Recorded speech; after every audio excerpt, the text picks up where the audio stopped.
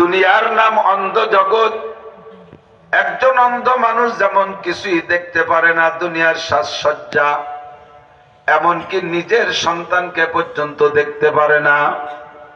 অন্ধ মানুষ আব্বাকে দেখতে পারে না, অন্ধ মানুষ নিজের মাকেও দেখতে পারে না, অন্ধ মানুষ নিজের স্ত্রীকেও যেমন দেখতে পারে না, দুনিয়ার কোনো কিছুই দেখতে পারে না। দুনিয়াটা হলো অন্ধ জগৎ। এই অন্ধ জগতে বসে আল্লাহকে দেখা যায় না, জান্নাত দেখা যায় না, জাহান্নাম দেখা যায় না, পুলসিরাত দেখা যায় না, ময়দানে মাহশার দেখা যায় না, মিজানের দাড়িপাল্লা দেখা যায় না, জান্নাতের নাজ ও নিয়ামত দেখা যায় না, জাহান্নামের কোনো সাজা শাস্তির কোনো সেক্টর দেখা যায় না। এ দুনিয়ার নাম হলো অন্ধ জগৎ। আমরা যারা ঈমান এনেছি, আল্লাহর প্রতি বিশ্বাস স্থাপন করেছি, আমরা অন্ধ জগতের অটল বিশ্বাসী বলে আল্লাহ পাক আমাদেরকে ডাক দিয়ে বলেন, হে অন্ধ জগতের অটল বিশ্বাসী পাগলরা, তোমরা এগুলো না দেখে বিশ্বাস করেছো, তোমরা ঈমানদার, তোমাদের জন্য আমার খাস নসিহত আর ওসিয়াত। ইয়া আইয়ুহাল্লাযীনা আমানু ইত্তাকুল্লাহ।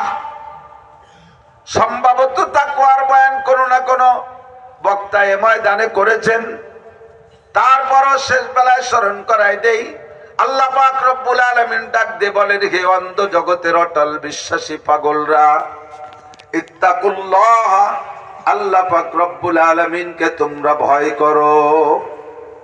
কাকে ভয়? দুনিয়ার অনেক কিছুকে আমরা ভয় পাই, বাঘে ভয় পাই কিছুক্ষণের জন্য, বাঘে আমাদের ধরলে ছিঁড়ে বুড়ে খেয়ে ফেলবে, মারা যাব, মরার পরে বাঘরে ভয় পাওয়া লাগে না। আগুনকে ভয় পাই, আগুনে পুড়িয়ে মেরে ফেলবে, মারার পরে আর আগুনকে ভয় পাওয়া লাগে না।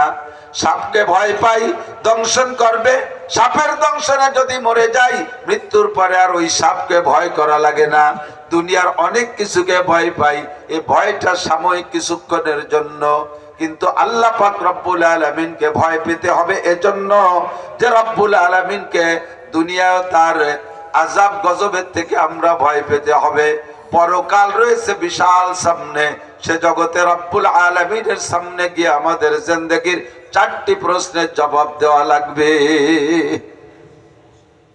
বাঘের সামনে জবাব দেওয়া লাগে না, আগুনের সামনে জবাব দেওয়া লাগে না।